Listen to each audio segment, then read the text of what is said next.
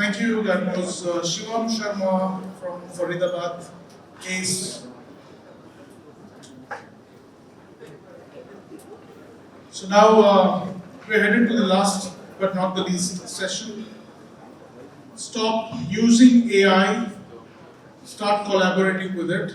And Atlassian's latest AI collaboration report shows that mindset, not adoption, drives AI maturity. Learn how top performers double return of investments, save an extra workday each week, and unlock greater creativity and innovation. In this session, explore the AI Collaboration Index, see where your team stands, and discover practical ways to build a culture of human AI teamwork. With that, I would now like to invite Juhi Duseja, Senior Product Manager at Atlassian, to the stage. Ladies and gentlemen, please give a big round of applause for Juhi, who will now walk you through stop using AI and start collaborating with it. All of you guys had a very productive workshop session.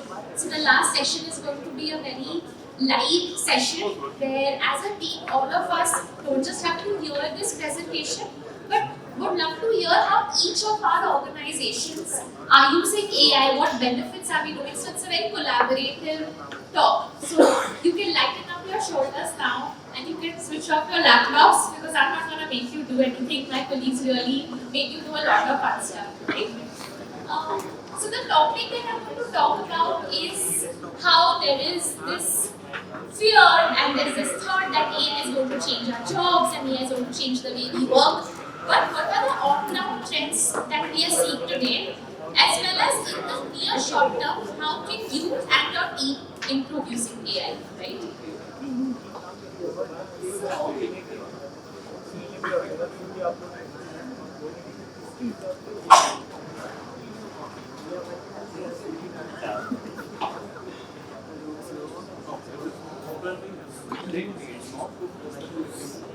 Okay, maybe this.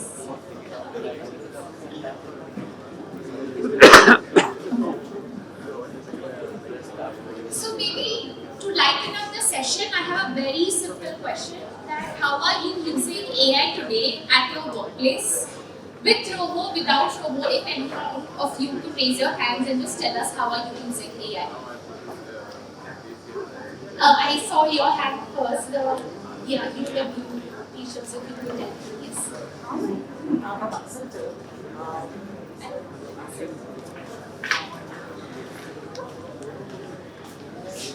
So I'm from Accenture. So basically, day-to-day life, what we do using AI is that we are having our own studio to create agents. Also, we are having a 365 co-pilots and a set of other AI tools to use it. And we use AI in our email, like for example, to draft an email or to automate the flow of agents. So end-to-end flow are creating GenAI chatbot. For example, I am working in a project where we are creating a GenAI chatbot to answer queries. So this is how we use AI. But right now, we are using AI for everything. And on a scale of 1 to 10, how satisfied are you with the AI capabilities that exist today? Like, is it serving you as expected? Like the response or the workflows that are you building, or are you not happy with it? So we are maintaining 89 to 95% of accuracy in all the AI tools. It's not 100% accuracy, as we know that AI won't give 100% accuracy, but we are able to achieve around 95 max accuracy. But I wish that it could be 100% accurate, but it could be a future. I think you also.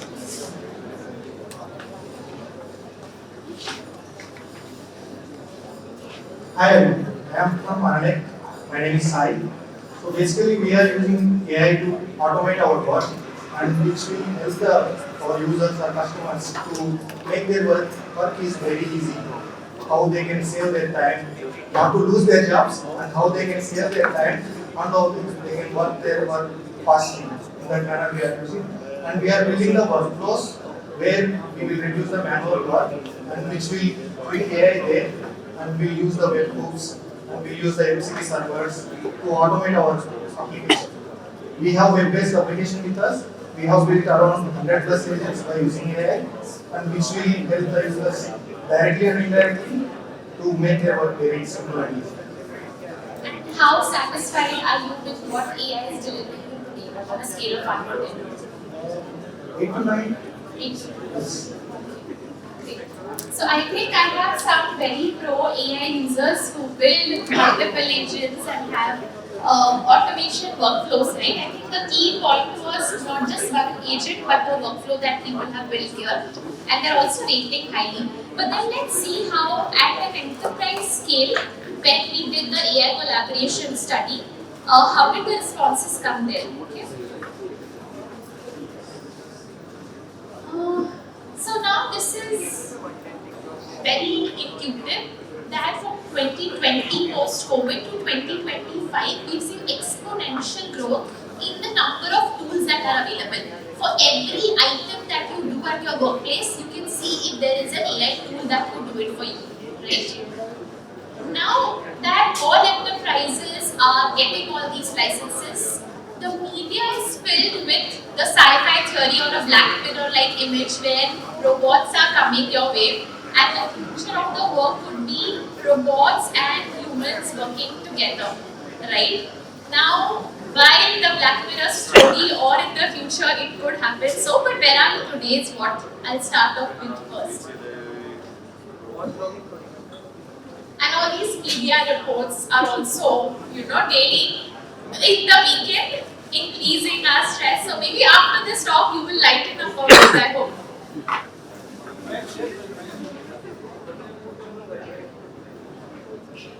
So now, as it's mentioned that while the media and the fearmongers are filling the narrative that AI is here to take our job, the problem is a lot of enterprises at an enterprise revenue or dollar level are struggling to get the benefit of AI.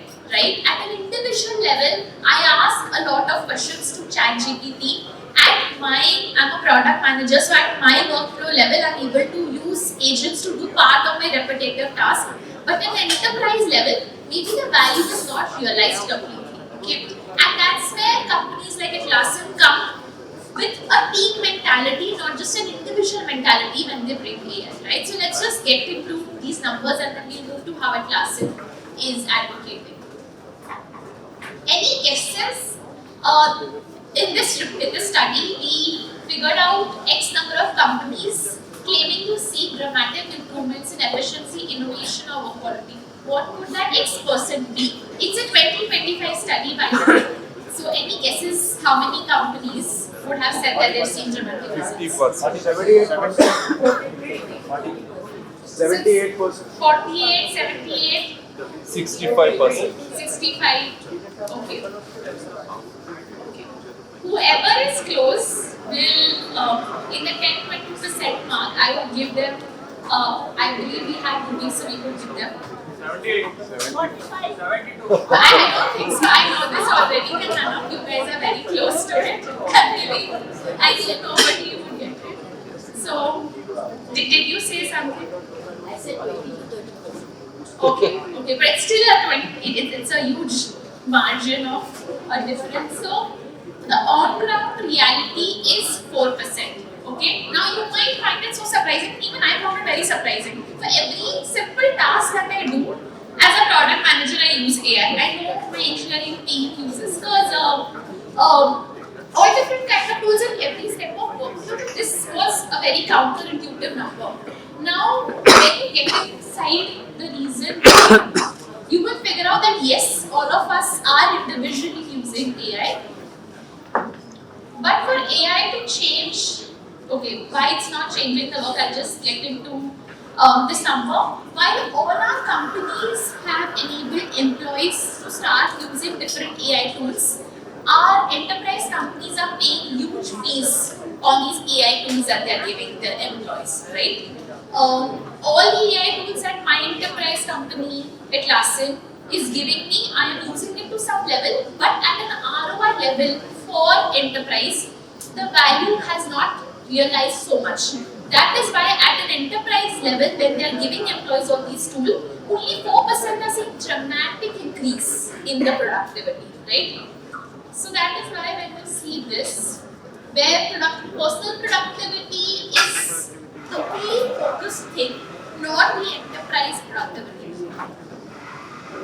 So in the last 2025, Fortune 500 companies have almost spent $98 billion on different AI tools. Now when you put this number into perspective and then see how much revenue benefit Fortune 500 companies would have realized, you can imagine, yes, not so many companies would have said that they've seen a huge revenue growth after this investment, right? That is why at an ROI level, AI hasn't produced as much value, okay? And today the second problem is most of the use cases in which AI is being used is a very individual sense of use case, right? Like for example, I'll state a very personal example. ChatGPT is almost like my fitness, diet coach, everything. I've given it a lot of context, but then now if somebody asks me to move to a Gemini or anything else, I would not be able to do it because ChatGPT already has my context.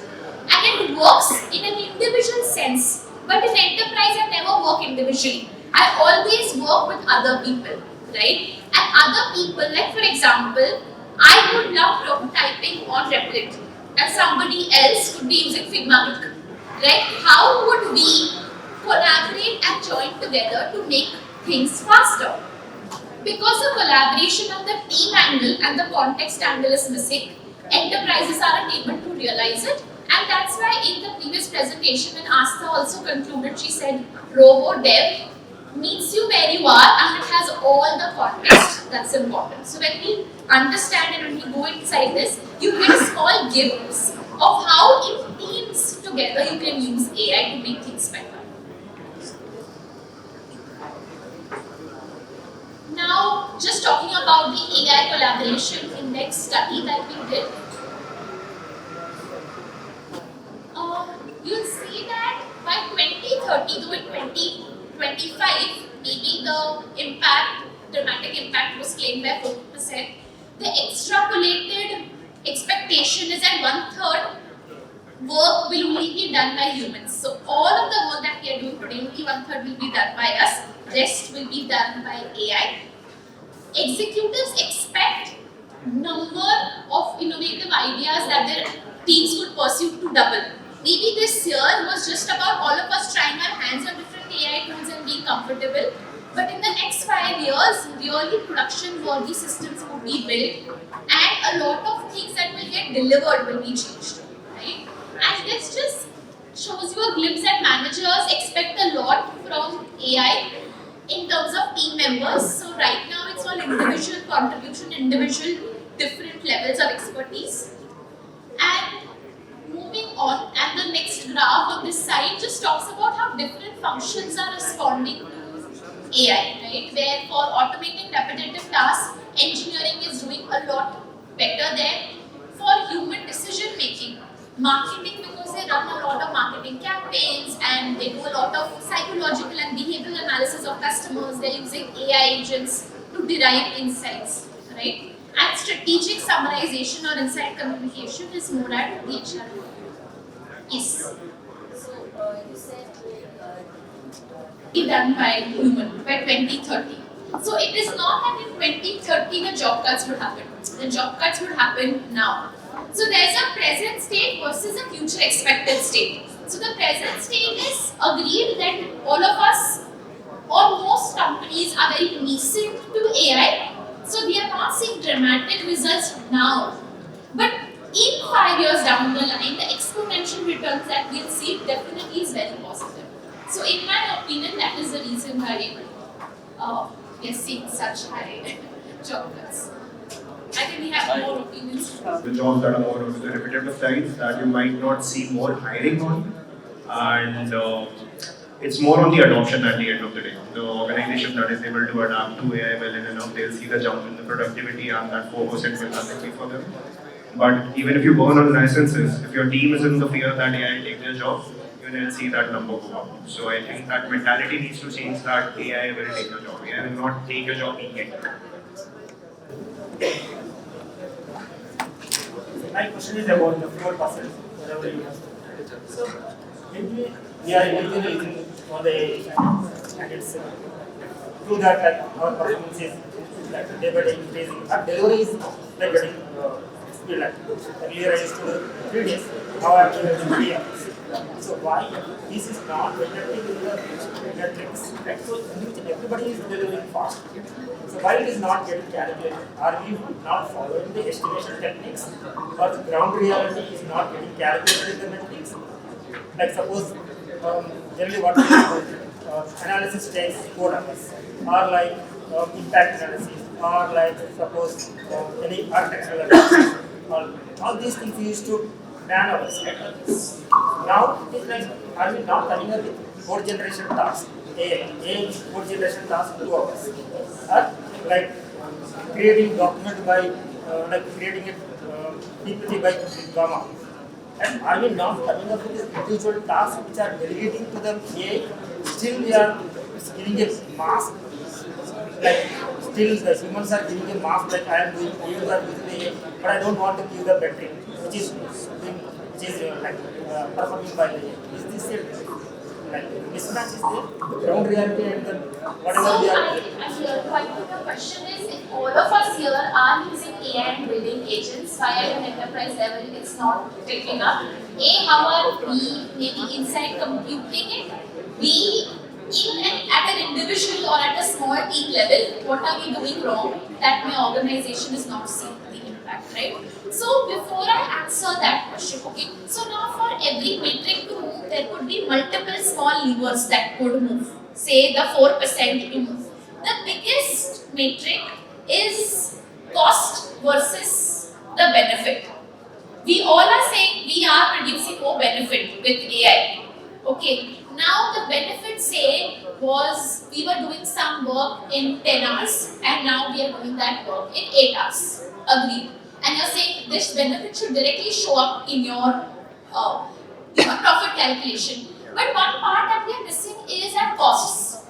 Okay, the cost of these AI tools or the cost for a complex task to be done, okay, is very high. The number of tokens that you end up using, the number of agent license that your enterprise company ends up buying, okay, maybe does not rationalize the benefit that you're saying, say from the 10 hours to 8 hours. Now that is why there's a lot of investment going on that and you know now ChatGPT, if you see the per agent license cost that it has for India is something X and it's projected to go down, right? Now it's very similar to the first time when televisions came. Not every household in India could afford it, but right now everyone has it, right? So the cost of your AI technology also has to come down for the benefit to be realized. So one big lever is that, right? But that is a lever that none of us here can control, right? What we can control is, if it was taking 10 hours, now it's taking 8 hours, can we make it 7 hours? Can we make it 6 hours, 5 hours? So yes, we will be focusing a lot on the second part, but let's not forget for that 4% to be more, a part has to the cost to be rationalized, right? Being a product manager, I always think that if this feature will be used by 100 users, fine. But if I use 10 engineers to build it, whereas there's another feature which only 50 users will use, but there's only 1 engineer needed, I will choose the second feature, right? Because I get half the benefit I know, but my investment is also maybe lesser. And then I use the other 9 engineers to build different things, right? So maybe that is the reason I would give you on the 4%. Today in market study, when you see a lot is going on the cost side that companies have to pay, right? And secondly, today almost, if you would see, most of your companies would be partnering with all LLM providers. They would be using Claude, GPT, Gemini. So, for example, your company is kind of paying for 3 or 4 different kind of LLMs, right? Right now, market leaders are being established. Maybe for development use case, it would be one kind of LLM. For other use cases, it would be other, right?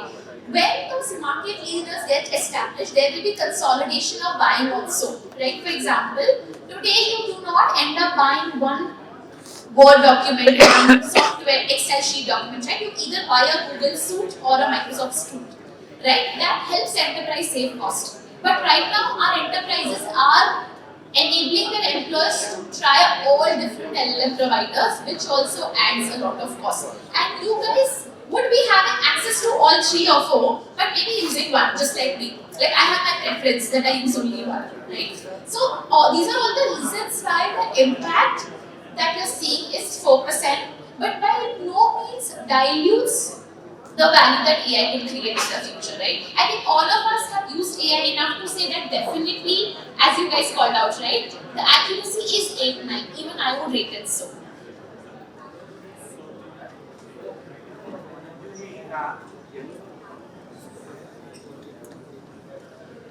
I would like to ask a question here.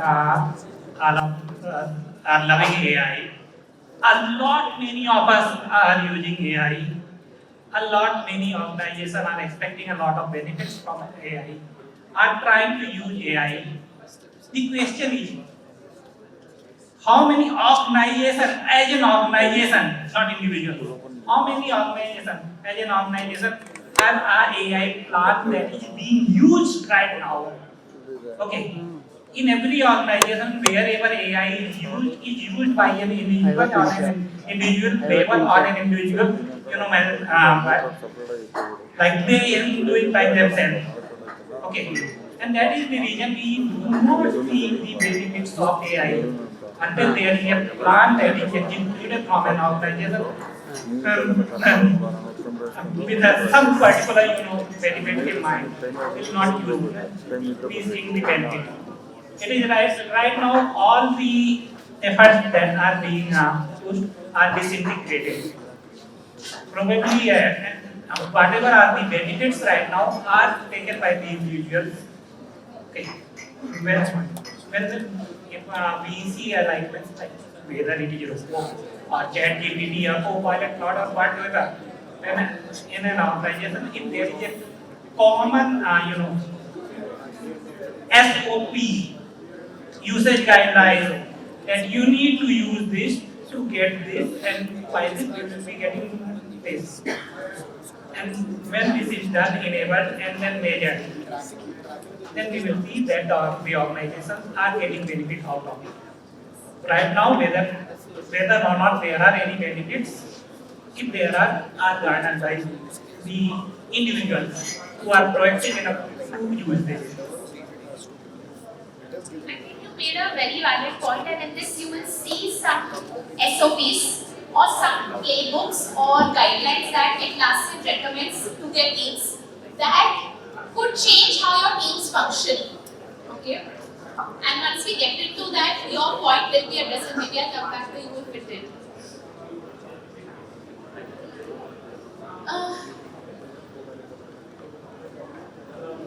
Okay, so this just breaks down how AI is falling short on different metrics. Okay. On different levers, these are the numbers that different organizations have reported at an enterprise scale. But I'll not double down to this because we have a limited time and we discuss so much on our perceptions on what AI is doing. Now, there's the other side of story also, where enterprises are also saying that here 37% have said that it has wasted their team's time or led them to wrong direction. Okay, especially when you use organization and AI in a very siloed way, where you and I, say my engineering team and I, could be discussing about the same project but sparring with AI individually and not collaboratively sparring. So, which means the idea of the project that the stakeholders could have could be different. Okay, like for example, if I want them to create a new integration flow with say MS Teams to bring me some data from MS Teams or to create a Slack, to create a MS Teams channel directly, right? The entire set of requirements, because I see we end up sparring with AI, if it's not done in a collaborative fashion, people could have different understandings. Okay, this is my personal example, but at an organization level, executives have said that it has also wasted the team's time. And now when you see how, when you do this with the teamwork graph, how it is different. Okay. So the takeaway was when coordination is not focused, anchoring on personal productivity can worsen existing problems because people are just using AI on their own level and not collating and collaborating all the AI insights that different team members could be getting. Okay. So moving on to the solution. Now this is just a jargon word, okay? Approach AI with a teamwork mindset. What do you really do in a teamwork mindset, right? So let's just jump straight into how a teamwork mindset would be. In a team-first AI, you start with knowledge, map the journey, and redesign the team. Now the first step is starting with knowledge. Okay. Now again, I'm not stressing a lot on these because only when you get inside do you know what does starting with knowledge in a team context really mean. But just remember these three pillars because any task that you do today, you start with an idea, you start with either a bug ticket or a customer request or a market research or a customer interview. So you start with knowledge. There is shared knowledge between the team that builds a shared understanding of the problem. Then you map the journey of how will you build the solution, how will you execute the solution, both are journeys, how you will function as a team. And lastly, as a team, you have to come together and work, right? So in this presentation, in the second half, you will get some SOP guidelines that Atlassian has published that you can go back and read and as a team, change the way your team is functioning, okay? So at Atlassian, we believe to unleash the potential of every team, you have to focus on the team aspect, right? That's why all our AI features are very collaborative in nature. Okay, and just a central place where you can access all our SOPs or our playbooks, right? So this is the place where you will find our team playbook on our official website. Now the first one, start with knowledge. Now, all of us could use AI better if AI had the context of what we are working, right? For example, if I were to ask it for holidays, okay? Atlassian is an Australian company, but I wish it could know that I'm an Indian employee, so I need to know about India holiday, right? That's just one example. But for example, if I wanted to talk about, say, the revenue growth or anything related to customer feedback, I wish it already knew I am a product manager of this initiative and just give me insights on those, right? So the right context is very important. My personal GPT knows a lot of data about me already, but in an enterprise setting, the day you log into your enterprise AI feature, it should have that context to help you do that so that you don't end up spending time in the initial phase, right? So that's the first place to start with. Now, this just shows how different teams come together to really build one thing, where your product is using, say, Figma, it's using Atlas, JPD for idea, roadmap, Jira ticket, okay? And then for engineering, you have your deployments, you have your Bitbucket. For marketing, you use Confluence, Salesforce, HubSpot. This is just giving you a lot of stakeholders and the different tools that you end up using for one feature end-to-end development, right, and maintenance. Now, how could AI come in this old way of working and transform how you can do things faster, right? We want to fast-track things at an enterprise level, not at a product level. Say maybe I use a Figma Make or I use something, or maybe at this level where I just use Cursor for development, right? How everything end-to-end should work better is my goal. Now, to achieve this goal, this just gives you that at an enterprise level, your enterprise company has 367 number of applications. Now, it could sound appalling, but even in an enterprise, there could be small teams using different kinds of tools, right? For they would have ClearTrip, they would have Flipkart e-commerce. All these three organizations under the head of Flipkart could be using different enterprises and could have different context. So imagine, and if you do not believe me, just open the number of tabs, open and see how many number of tabs that you have and the number of applications running in your background, and you know you're constantly switching across different tabs, right? So now the way we have approached this problem is through teamwork graph. Okay, because you're using Atlassian suite of products, say Jira for your project management, Atlas for your goals, JPD for your tracking of your ideas, Confluence for writing documentation or product requirements, right? We already know in Atlassian who are the team members that you're working with. There's an Atlassian team construct, right? So we know who are your team members. We know which projects that you're working on. We know what deadlines do you have. We know what artifacts that you have worked on. All this context is your teamwork graph. And this, because Atlassian has already available today, it can give you better directional inputs.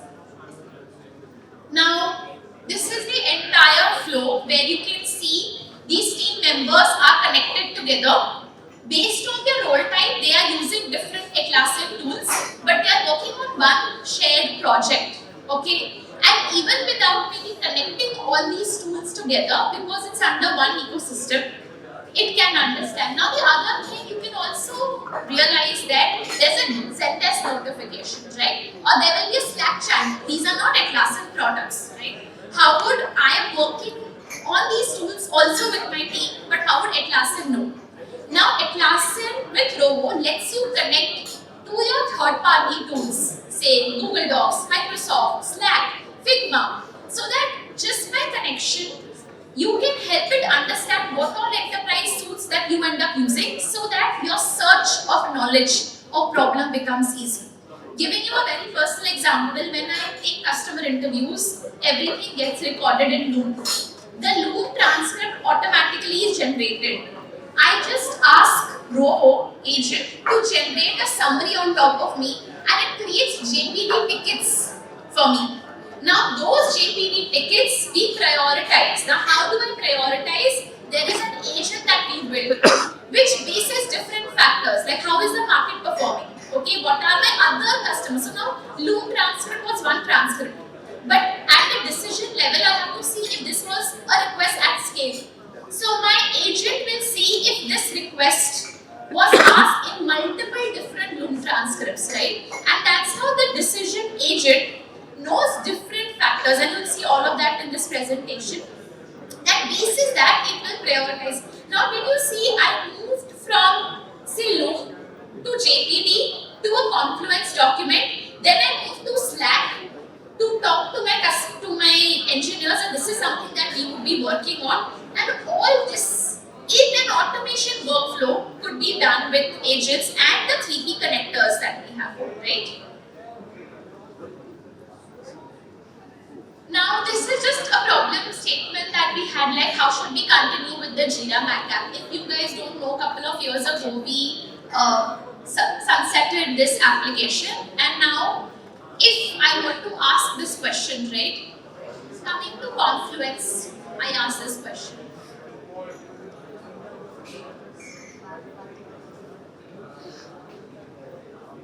Now, as a peer employee, my Rovo agent works directly on Confluence. I did not invoke a separate agent and nothing fancy. Directly asked a question and it gave me an answer, right? And it also gave me a source, all the sources and the summary on top of it.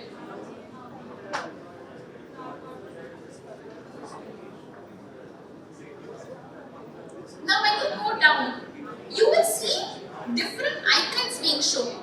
Those are different sources or channels of information. There's Confluence, there's web pages external. Then you have your Atlas tickets. There is a change request also. It uses context of all this information to come at the answer. If this is not enough, the things that you can see here, right? It gives you all list of tools that you can connect for it to give you better answer or to give you better information. Like for example, if I'm not able to find the latest Figma file, that my design team has been working on. Okay, I don't have to ask them where is the Figma file, especially if some leader wants me to present something, right? I can just come here and search for my Figma file from here itself. Okay, it could not just be for my team, but for say my sister team, which say owns the core platform experience, right? And I would want to know what are they doing. So all your third-party searches can also be powered from here, along with the first-party tools that we have. And the good part of Rovo is because it understands your team, it will give me answer that's contextual to my team. For example, if there's a page that has seen a lot of interactions from my team member, right? It will recommend me that page because it understands that probably those 3-4 members are my team members and they've interacted with that page a lot, and that page is going to be more relevant to me.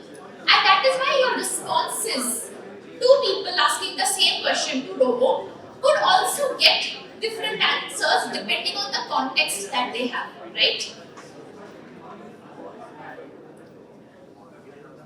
Now, in terms of playbook, all things that we discussed here, you can find the project poster playbook under the team playbook header, and maybe in the end you will get a QR code where this just gives you a template like SOP of all the action items that your team needs to do, all the flows that your team needs to build.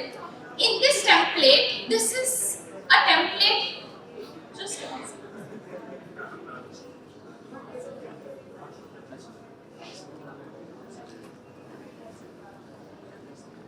Yes. So this just guides at a higher level how in both AI and non-AI world, because we just modified the non-AI version to be suitable to the AI world, how your teams could get started with new projects, okay?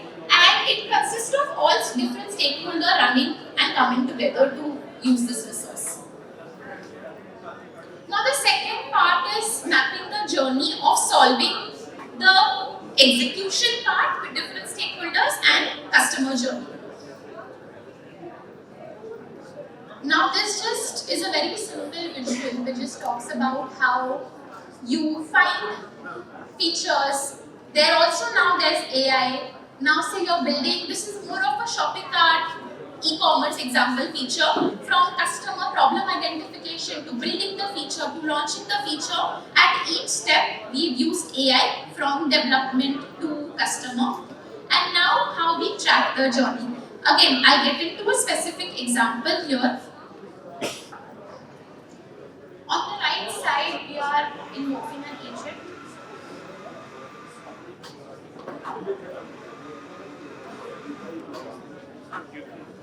Okay, so now for example, this is an HR use case that I'm trying to show, that I have a question for my HR team, or my HR team needs to address its internal users, which is employee like me, right? And in case I need, now it's very difficult to find out which HR employee do I need to reach out to, or if there's a Slack channel, do I need to raise a ticket, or is it information that's already available? This HR agent is a first line of support for the HR team that they've automated, right? And they've just asked, how do I get my workday access? Because all my pay slips, leave requests are on this portal, right?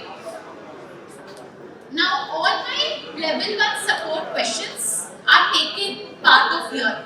Now this means the entire journey of a use case of an employee, which is the user, is mapped out, and this agent knows the context about it.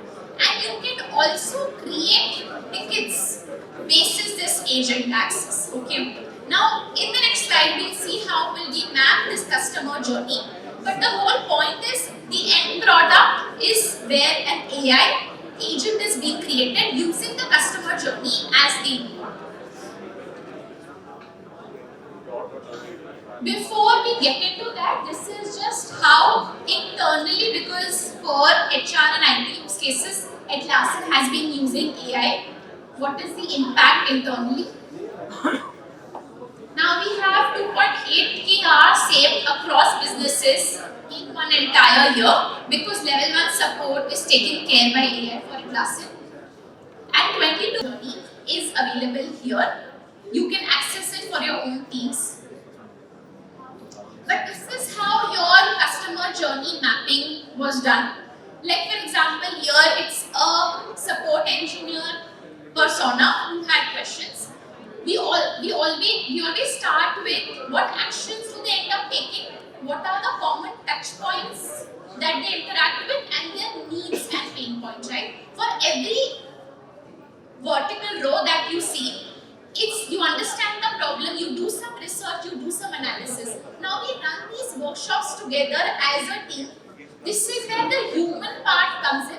As team members, we talk to customers and we get a full journey mapping of what their pain points and what their expectations are. Once you have this journey, is where we invoke AI, where we pass this journey mapping to our AI to help us spark of what could be future potential features that could solve these pain points. So if you see in the building journey, a part is still human. Humans still have to do all the customer talking and do all the researching. And then you invoke agent to build solutions on top of it. And the end solution that's also built is an agent. And the last piece that we have is redesigning the team. So now this is just a funny image that we all want to use AI just for the sake of AI, but rather we need to think for our specific team what parts can be done with AI and what parts cannot be done with AI, right?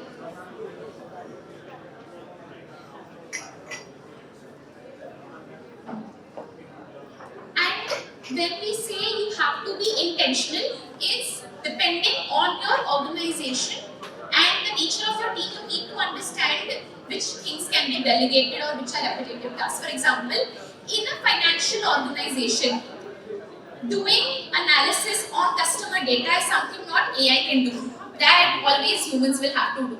Okay? But if your customer data is not sensitive, it is anonymized, right? There's no PII data, your analysis can also be done with AI. So you can do both analysis and idea generation with AI. Therefore, use AI where your security, compliance, and organization structures prevail. Okay. Now, I'll show you one example again how in a class we are using AI. So this is just a decision-making tree that I'm saying.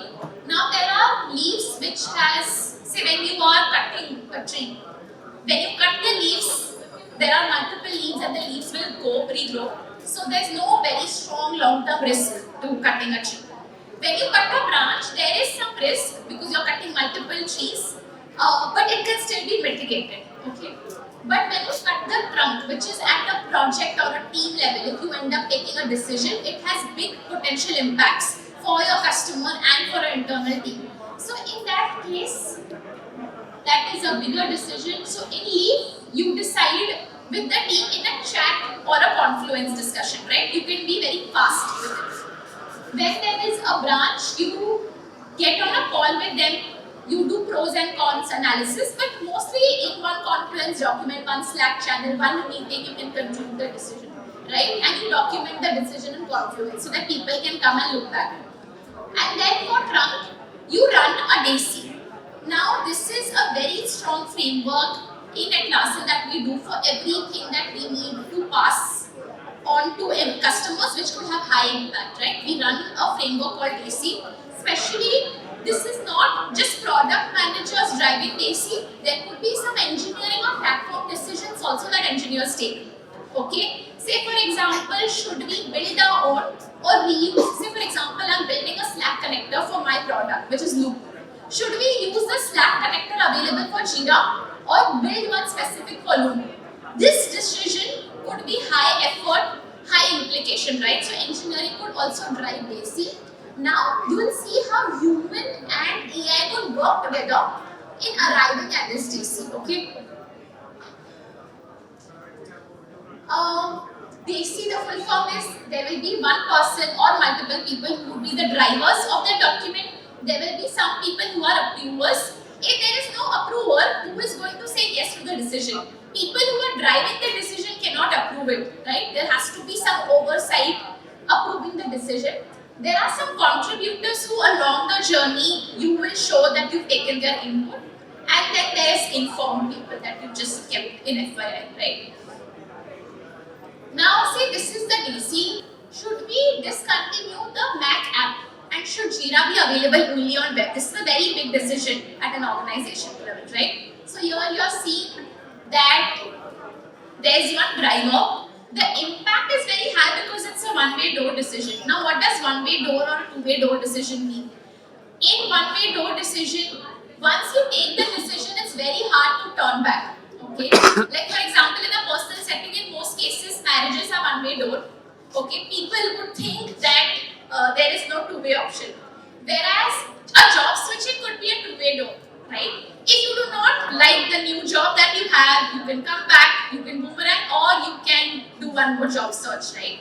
So, basis, if it's a one-way door decision, it ends up becoming a high-impact decision. For a two-way door decision, still the impact would be medium and low, because you can come back and revisit after 6 months or a 1 year period, right? And now, this team, where this document was created, they did move the decision with the driver. Now, I think we've covered already all of what does all this mean. Okay, but moving to the interesting part, right? Now, earlier there was a DC expert, okay? Based on your organization priorities, maybe for this year, my organization, say suppose is prioritizing revenue, okay? Then maybe it is okay, I let go a feature which is used by free users because all I care about is revenue. But maybe next year is prioritizing users. So I will focus more on features that will give me users even if they are free, right? So your DC expert knows the wider context that they have to see at an organization level, and that was more so human part. But now, because these are high long-term directives and vision of your organization, AI can absorb all of it, and you can replace your DC expert by an AI agent, which is your Rovo agent, right? You can give all the context at a directional level what you can do. I can see a few people smiling there. Maybe we could take what your questions are, but okay. You have your decision director, and we'll see how somebody is using your decision director here. And there's a specific agent called decision director. Now, say a user has created the decision document, right?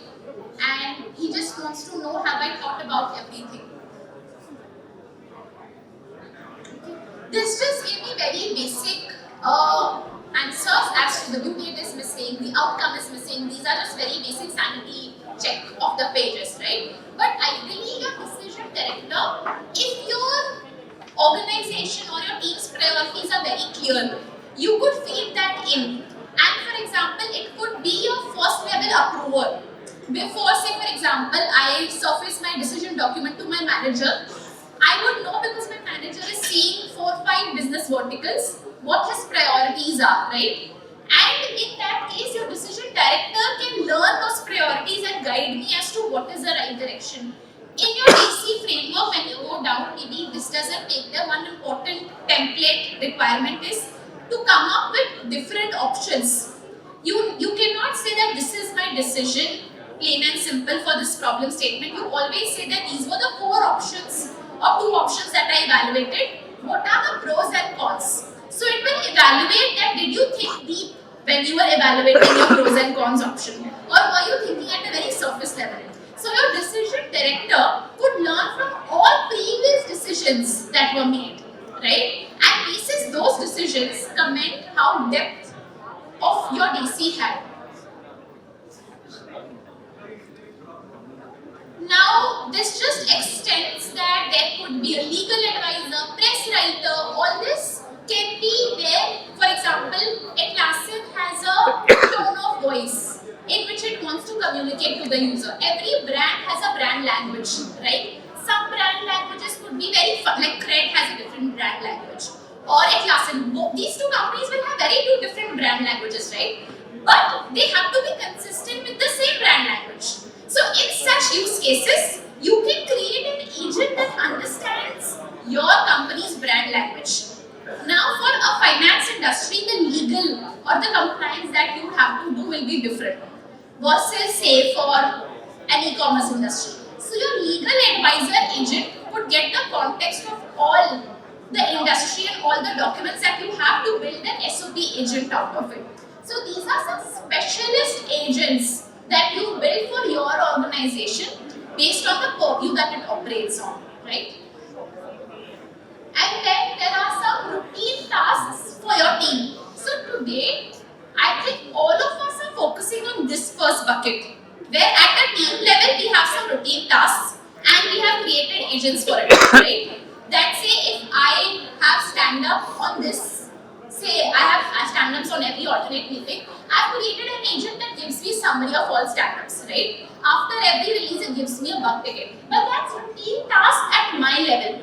But for an organization level, as somebody was pointing out, you need SOPs or you need agents to do bigger purview items. Those are the specialist agents, where the first level of marketing support is done probably through this agent. First level of legal review of my new AI feature is done by this agent, right? Before I do a full-blown legal review of my AI feature, right? So this is the context where now teams have to also focus on building here and maybe organizations have to focus here. It's not an individual job per se to do this.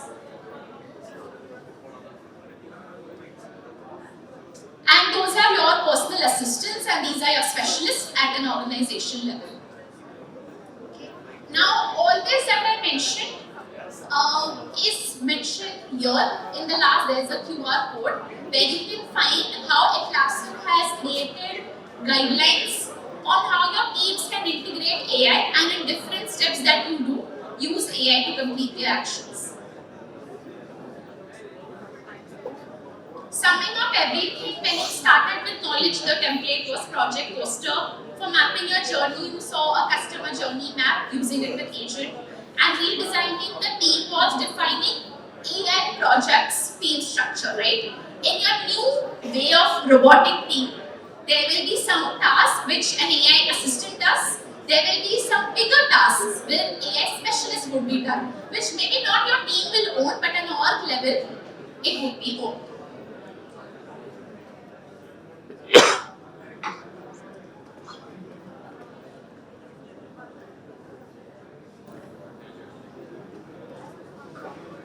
I'll just move to this last QR code for the AI collaboration report. This is the QR code. And for the team playbook also I would give you guys the link. I believe this does not have it.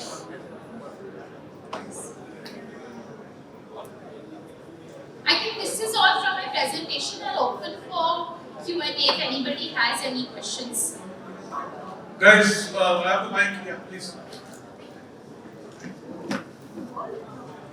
Thanks for your wonderful session. Actually, it's not a question or anything. It's a kind of suggestion for the Atlassian, since you are the product manager. So actually, we have ChatGPT, Gemini, everything, right? So Rovo also like same kind of powerful. Since I was using different type of platforms, Rovo also have that same capability and more than as well. So can we have any kind of options in from Rovo where we can integrate these Rovo agents to outside of Atlassian side? Currently, we don't have that option available by using any webhooks or something like that. If we bring the Rovo agents outside to Atlassian, it will give more value to the Rovo. Maybe I would like to understand what use case would you want to do if you will go outside. Because one of the reasons why we don't let it do is there are boundaries, right? At Rovo level, we trust that we do not train using your enterprise data, right? We value the permissions. Like for example, if you don't have access to a permission and he has, you will not. 30%. Don't you think at this point in time it could be a little bit of a risk to completely go full-fledged on that? Maybe that's something that would cause a lot of loss to the company as well. Maybe still in the primitive stages. So, these agents would give you definitely you will need stakeholders. There will always be that human approval, right? For your DC, maybe it's the level 1 approval. You will always do a full-blown legal review of what you're shipping out or a full-blown press review. It is maybe that first level 1 support that you would require, which will just reduce the number of back and forth sometimes happen on very basic things, right? Like because I build AI features in class, and we do a legal review for every AI feature, right?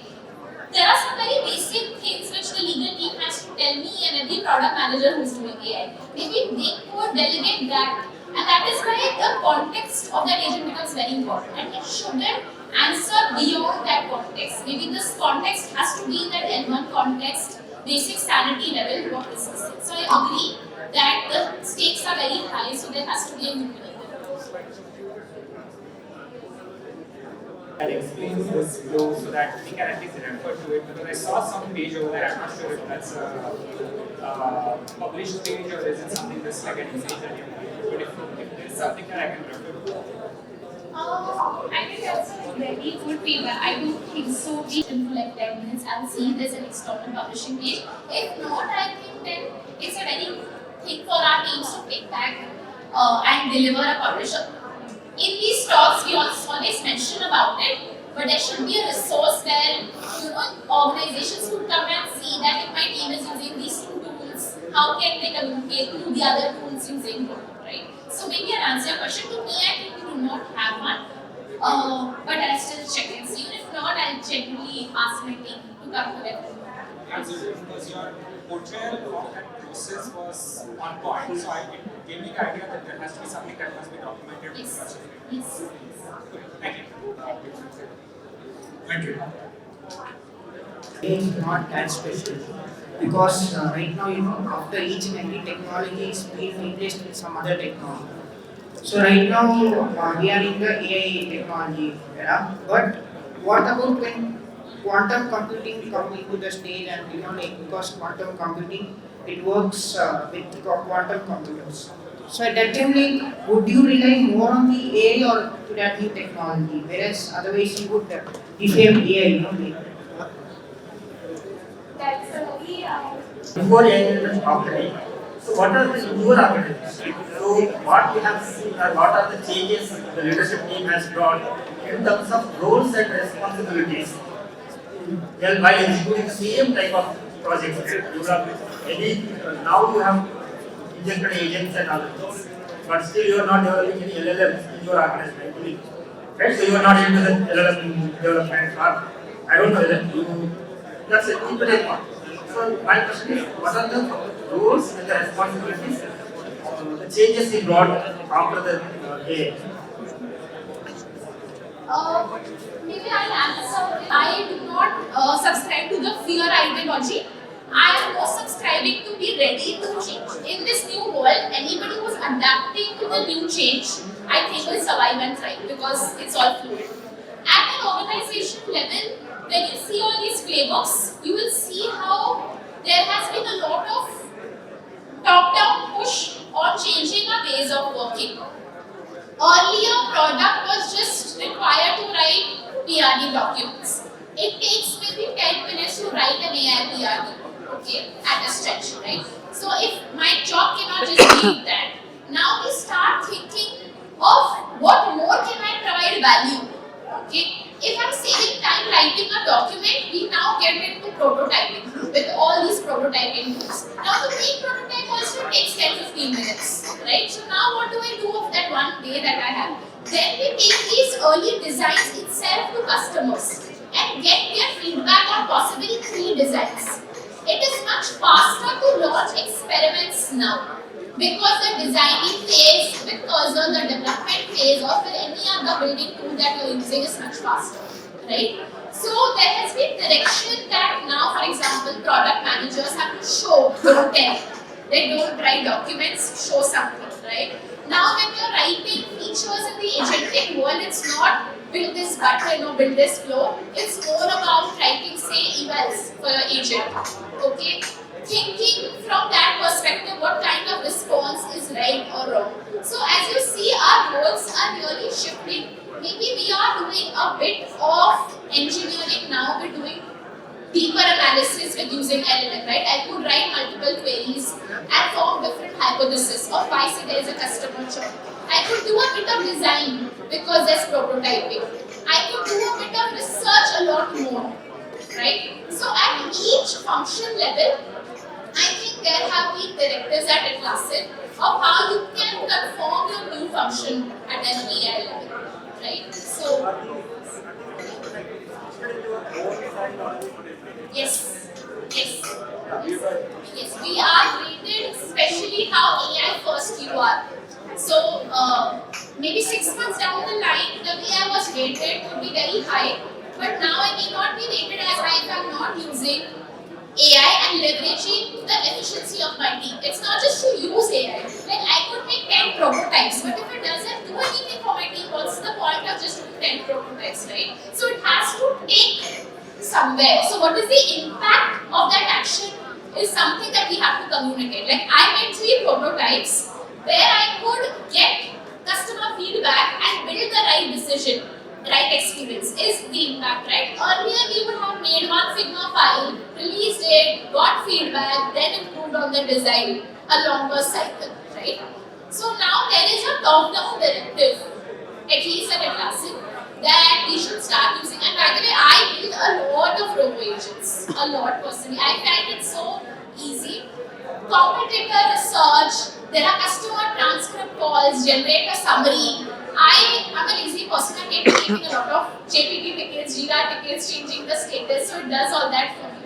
So yes, using Robo and using other AI tools as well at an organization. So that would be nice.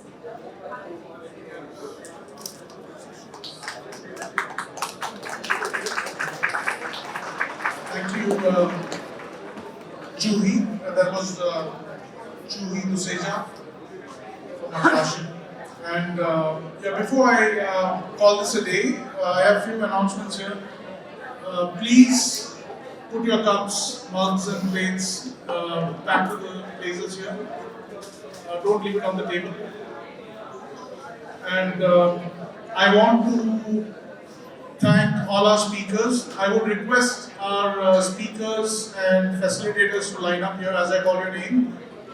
So now I would like to call Sumit Roy for a token of appreciation. Sumit, you here? Sumit Roy. Yes. Please give a big round of applause to Sumit Roy. I would like to call Shashank Mishra.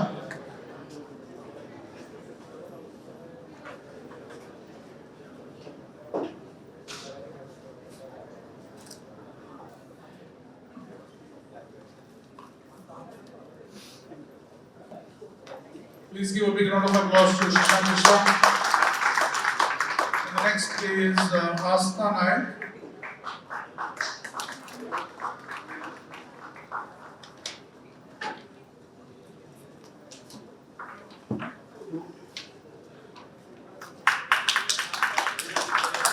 That's Asta Nayak.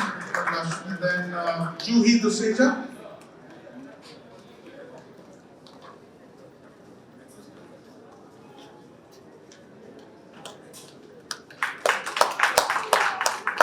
A big round of applause to Juhi.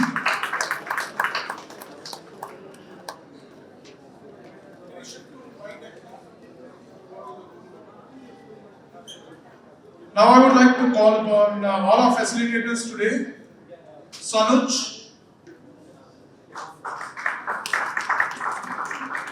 Next time we'll make sure we'll put you some good swag music. Thank you, Sanuj, for helping us today. Priyanshi.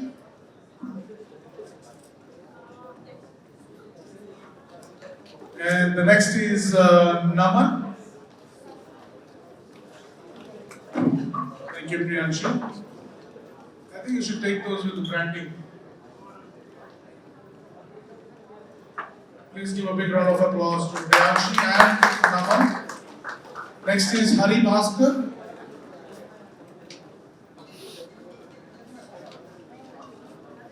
Hari Bhaskar.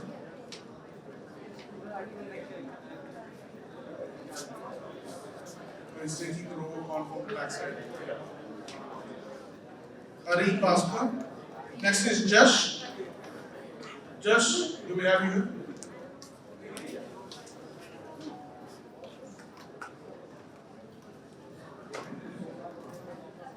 And that's Hari Pascal. Jash, please. And next is Deeksha.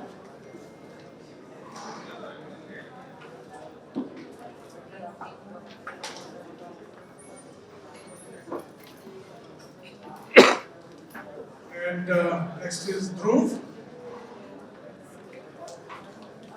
Please give a big round of applause, guys.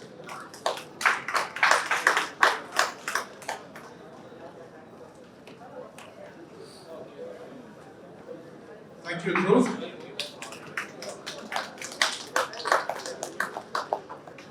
And I also want to thank the F&B department today, Chef Himanshu, for awesome food and well taking care of the guests, and Chef Pankaj. Guys, unsaid this one goes, please give a big round of applause to them. And I want to give a big round of applause to our IT team, Vikram and Silambu here, right there at your right side. And I want to thank our facilities team, Prerna and Suraj, for being available for us. Right there, thank you Prerna, thank you Suraj. And I also want to thank Atlassian champions, Vivek, Anamika, Shivam, Sanam. Guys, come on stage. I also request the speakers for today's event to be here for a photograph, and then also the facilitators.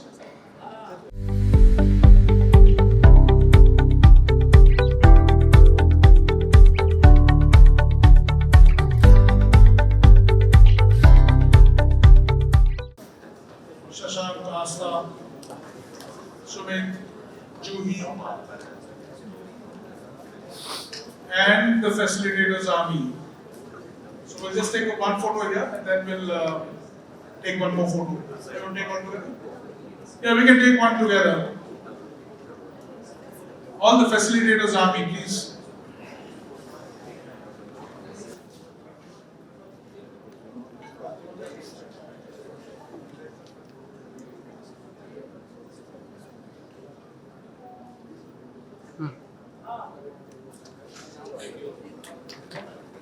Thank you everyone, and I also want to especially thank all of you who have come today, being this weekend, for coming here, spending a lot of time.